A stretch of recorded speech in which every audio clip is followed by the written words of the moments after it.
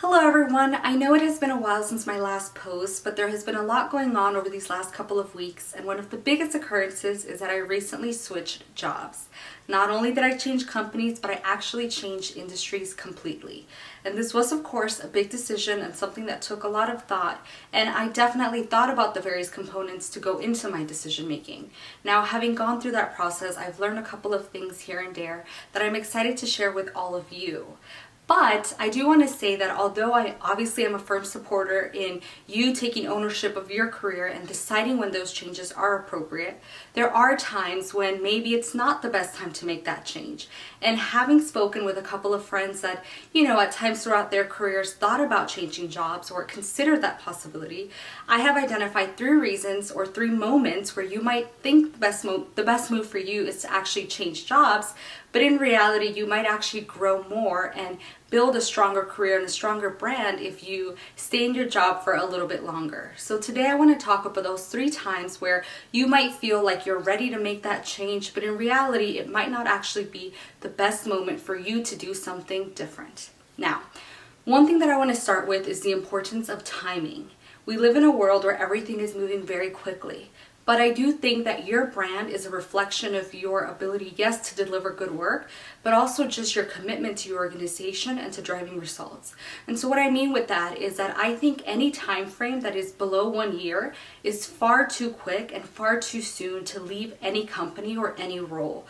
Not only is it bad for the company that you're gonna start and then leave with a couple of months, but it's also bad for you in that you're not actually able to demonstrate your skill sets and the impact that you can have in an organization.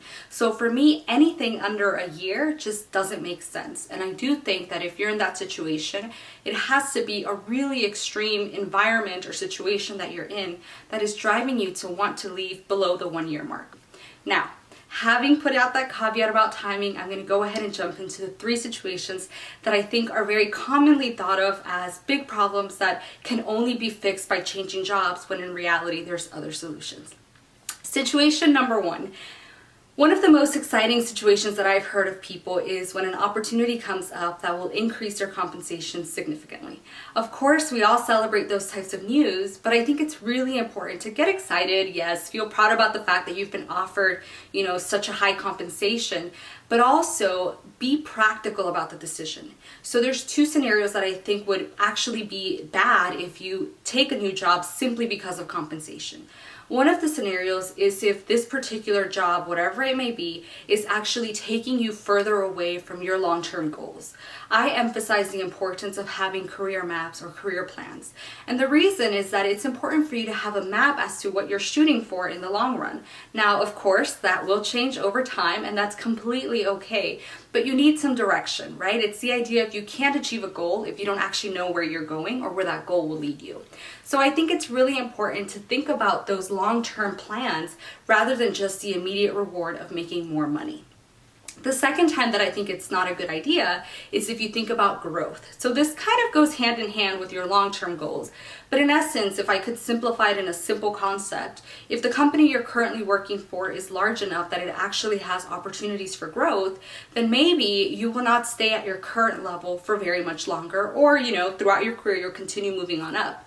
Whereas if you get an opportunity from another company where at this moment in time they're willing to increase your compensation, but that ends up being kind of the peak or the highest amount that you could be within your given field, then what that would mean is that you will stay at your level for an extended amount of time and you likely won't have opportunities to move on up even further.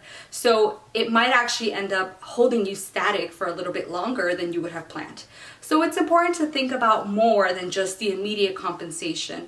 I think it's great, and it is something that is important to note. I plan on doing another video about some really interesting stats out there, and the fact is that most people that actually do switch jobs or switch companies tend to increase their compensation pretty significantly. But that doesn't mean that it should be the only factor, because if you're just thinking about that compensation, you might actually end up making a decision that will hurt you in the long run.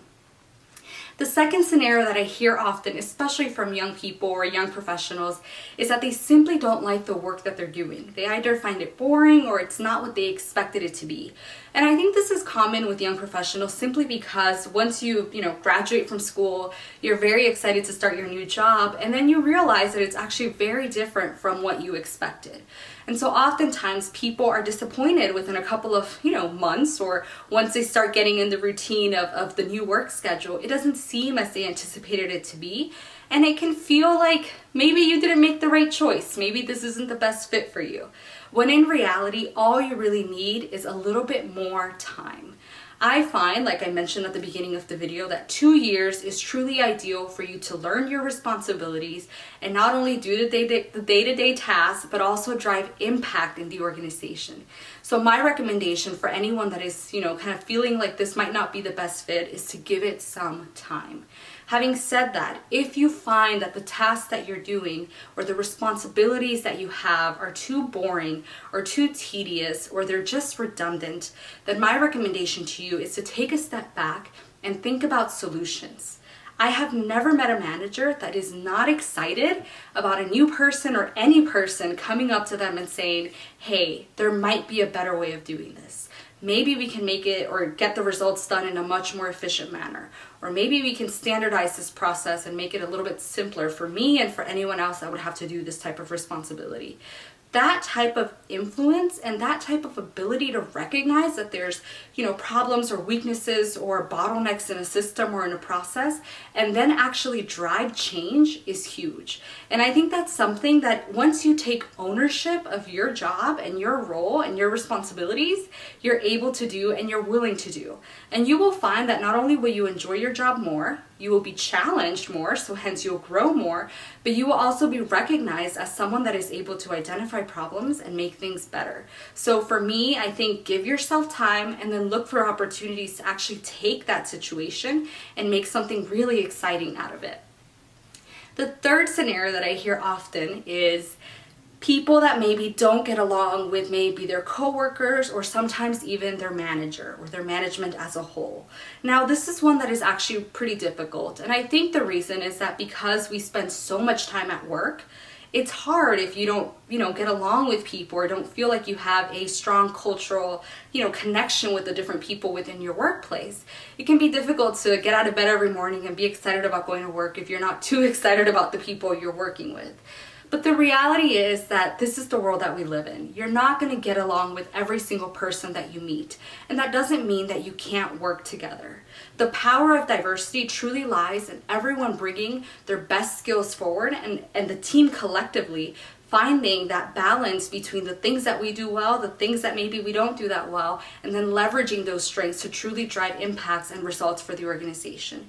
So I think that for me, that whole scenario of not getting along with the people that you work with could truly be a learning for every person involved. But for me personally, I view it as my ability to adapt with others and adapt to different work styles. In my experience, I've been in the workplace now for over 5 years, and I've been able to work with a variety of different people. And the reality is that if I had this mindset of, oh, well, this person and I, maybe we don't see eye to eye on everything, or, maybe our styles are very different, then I don't think I would have gotten all of the opportunities that I've received throughout these 5 years. I don't think I would have been as successful if I would have just adapted this mentality of, well, we don't get along, so I guess we won't be able to work together. I have to do something different. Instead, I chose to work through those situations, to listen and pay attention and learn how to communicate to the different people's styles. Some people are very black and white. They just like data, they just like numbers, they just want the answers. Other people want color behind the story. They want to understand the scenario beyond just the numbers. So by me learning to pick up on those behaviors and those, personality types and learning styles, then I myself am able to become even more diverse in my ability to present information, to communicate with others, and of course, to drive results. At the end of the day, in our organizations, whatever your organization may be, that is the goal. That's what your management wants to see, and that's what the organization as a whole wants to see. So your ability to work with different people and be fluid in different situations and different environments will only make you stand out as a positive leader, as someone that has that ability to interact with different people, and as someone that can drive results. So my recommendation there is be patient, learn through that process, and work through it. Now, I do want to say that, of course, there are limitations to every single one of these scenarios. I wanted to take it at a very kind of blanket, high-level perspective, but there definitely are situations that might force you to feel like the only solution is to leave your job, maybe within a year or maybe in an immediate time frame. And I do think it's important to keep those in mind as well. At the end of the day, we all have our internal compass that tells us when red flags are going up and maybe the best option is to walk away. But I do think that for the most part and in most of the given workplace scenarios that happen, that's not the case. So try to sit down and truly reflect about the reasons that you're wanting to leave and see if those reasons are actually opportunities for you to grow through an experience. If you have additional questions, do not hesitate to leave them down below. And until next time, thank you.